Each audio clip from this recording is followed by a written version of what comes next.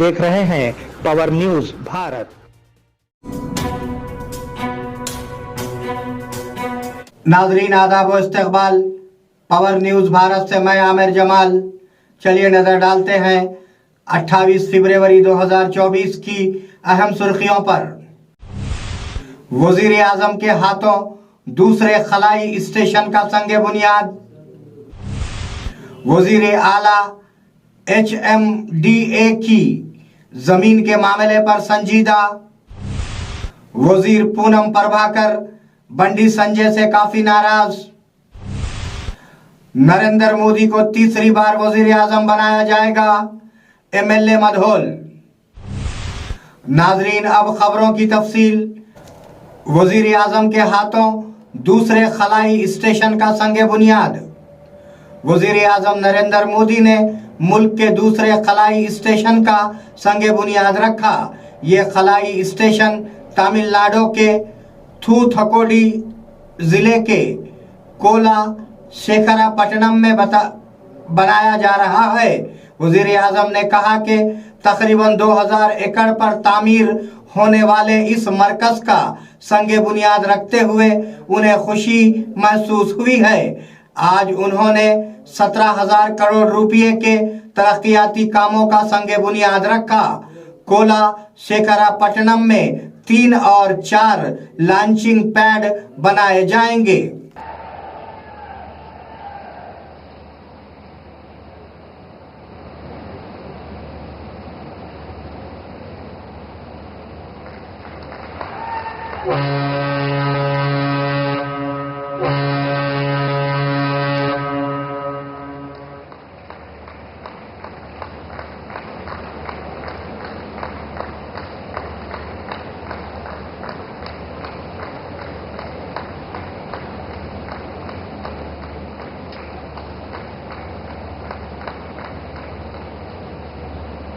Thank you very much, sir.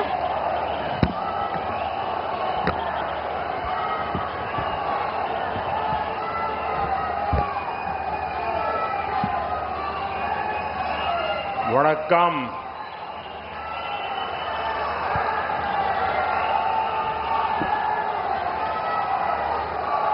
Bharat माता की,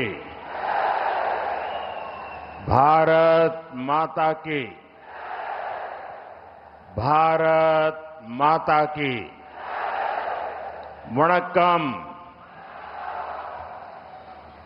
मंच पर उपस्थित तमिलनाडु के राज्यपाल श्री RN रवि जी, मेरे सहयोगी सर्बानंद सोनोवाल जी, श्रीपद नाइक जी, शांतनु ठाकुर जी, L मुरुगन जी,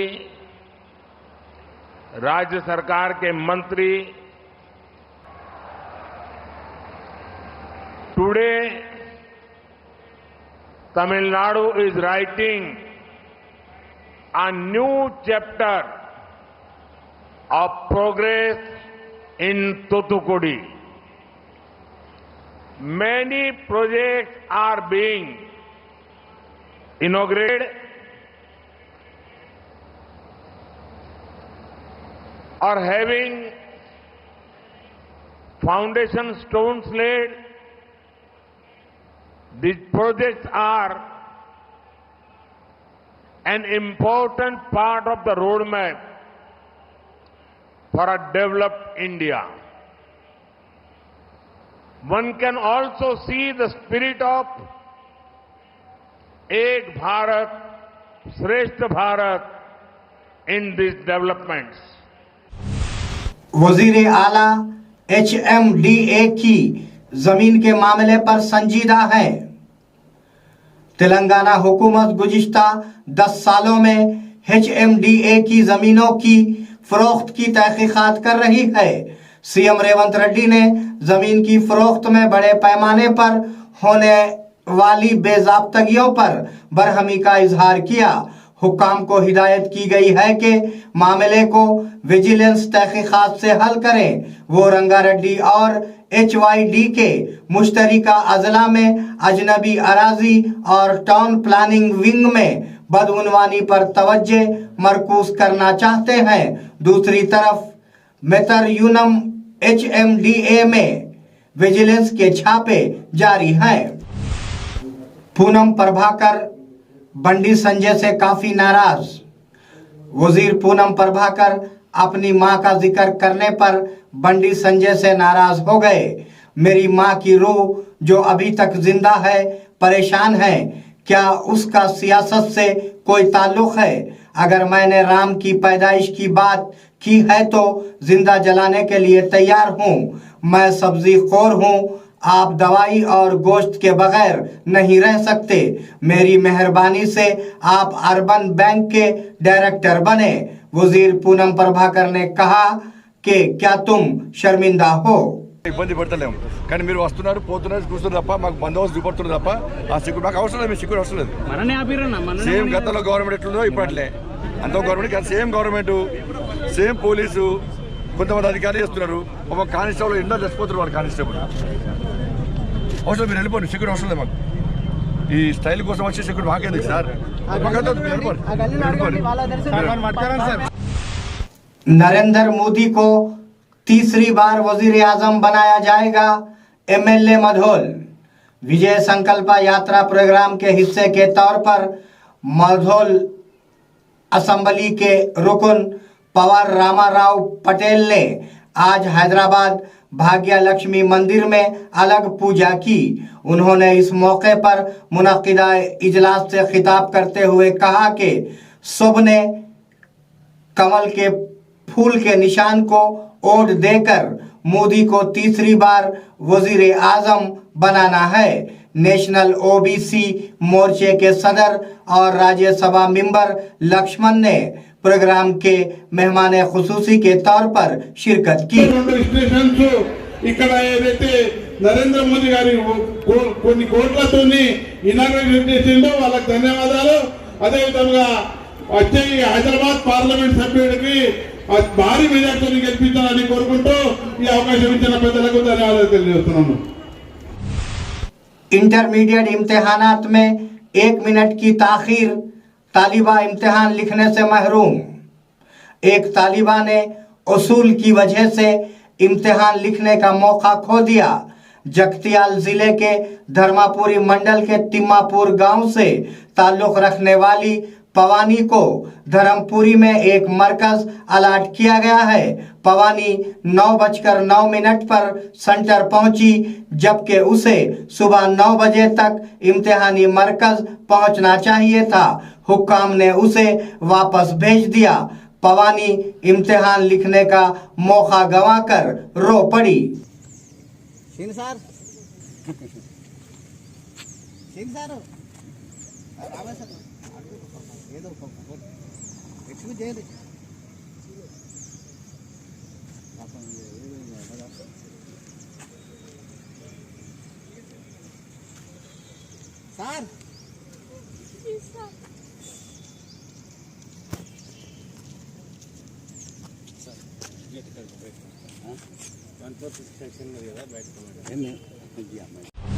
नादरीन, मिलते हैं एक छोटे से वक्फे के बाद, कहीं जाइएगा नहीं। ఇమ్తియాజ్ దవాఖానా గజ్జలు కట్టబడెను. స్త్రీలకు, పురుషులకు, పిల్లలకు సంబంధించిన అన్ని వ్యాధులకు చికిత్స చేయబడును.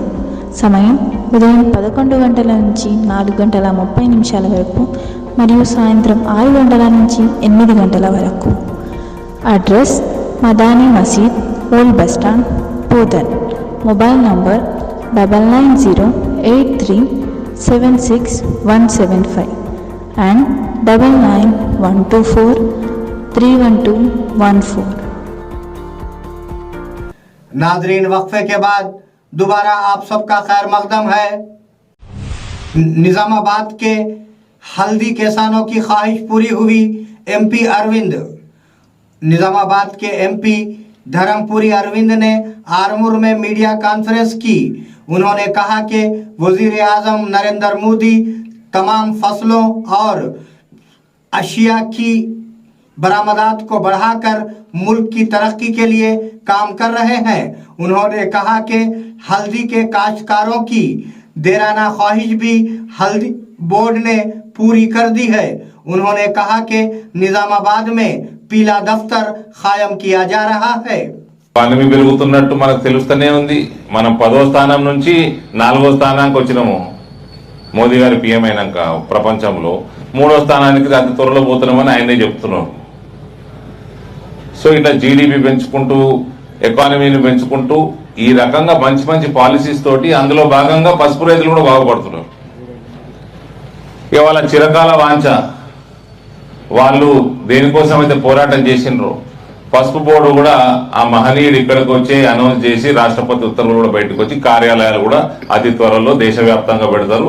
నిజామాబాద్ లో కూడా పెడతారు. గంత పెద్ద మనిషి వచ్చి గీడికి వచ్చి అనౌన్స్ చేసిపోయినాక గద్దెలో అయినా కార్యాలయం పెట్టాలని.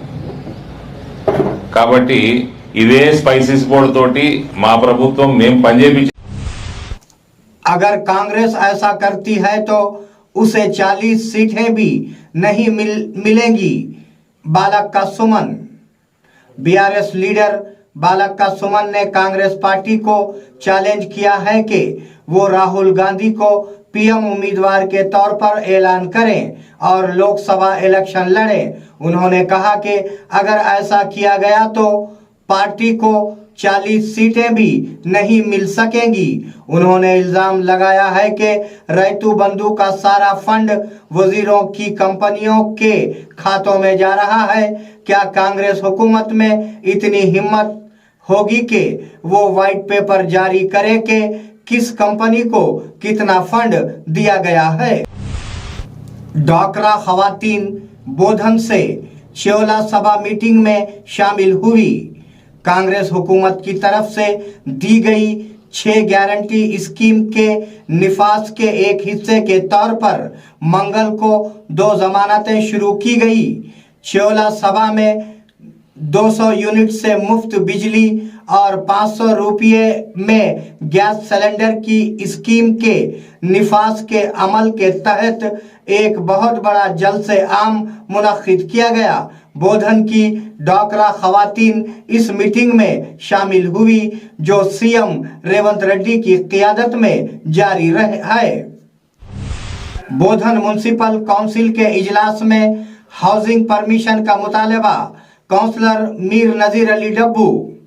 बोधन म्युनिसिपल काउंसिल के इजलास में काउंसलर मीर नजीर अली डब्बू ने म्युनिसिपल कमिश्नर से मुतालबा किया कि जो लोग हाउसिंग परमिशन के लिए दरखास्त दिए हैं उन्हें फौरी परमिशन दिया जाए। उन्होंने कहा कि बोधन की ये रिवायत रही है कि परमिशन एमआरओ नहीं बल्कि म्युनिसिपल कमिश्नर की तरफ से दिया जाता है। लोग रोजाना म्युनिसिपल ऑफिस का चक्कर काट रहे हैं। तामीरी काम में भी मुश्किलात का सामना करना पड़ रहा है। आप फौरी उन्हें परमिशन दें। उन्होंने मजीद कहा कि शबे बारात के मौके पर लाइटिंग का इंतजाम ठीक नहीं किया गया था। अब रमजान और शिवरात्रि करीब है।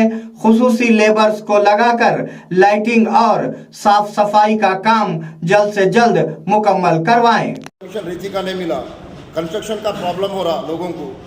पब्लिक जो 1 लाख 1.5 लाख रुपए दे के परमिशन ले रही जब म्यूनसिपालिटी से हाउसिंग परमिशन, आप उसको मैं अलॉट नहीं करता हूँ, एमआरओ अलॉट करता वो तो वो नहीं होता साहब। एक जो यहाँ बोधन में रूल्स है उसके हिसाब से चलो। आपके रूल से हम नहीं चल सकते। आप अगर अपने रूल से चलाएंगे तो हम आपको बोधन में चलना रहता है, हमारे बोधन में रहना है साहब। अगर आपको समझ में नहीं आया तो आप लीव लगा के चल जा सकते, कोई इतराज़ नहीं है। मगर आप ये बोल रहे कि एमआरओ दे सकता है, तो जब से बोधन म्यूनसिपालिटी है एईडी इंस्पेक्शन करने के बाद, कमिश्नर साइन करने के बाद एमआरओ के पास जाके चालान बनते। आप बोल रहे कि एमआरओ से कर लो, कमिश्नर से नहीं होता। वो तो 10 दिन से पब्लिक फिर के जा रही, 1.5-2 लाख रुपए लेके परमिशन लिए हाउसिंग परमिशन। पूरा म्यूनसिपालिटी में तो किसको पूछेंगे साहब बोलो। आज एक कंस्ट्रक्शन के तरफ से 10 घर चलते साहब, प्लम्बर चलता है, इलेक्ट्रिशियन चलता है, सब चलता। आप रेती को ब्रेक करके रख दिए। 10 दिन से एक भी रेती का इशू नहीं करे। आपके पास कितने पेंडिंग है वो जल्द से जल्द इशू करो साहब। रेती का बहुत प्रॉब्लम हो रहा बोधन में। Thank you. और एक बात साहब, असिस्टेंट के वास्ते मोटिवेशन के वास्ते आपका डिजिटल साइन अभी तक नहीं है साहब, 10-12 नाजरीन, ये थे 28 फरवरी 2024 की अहम खबरें। आप जुड़े रहिए पावर न्यूज भारत के साथ। अल्लाह हाफिज, शब खैर।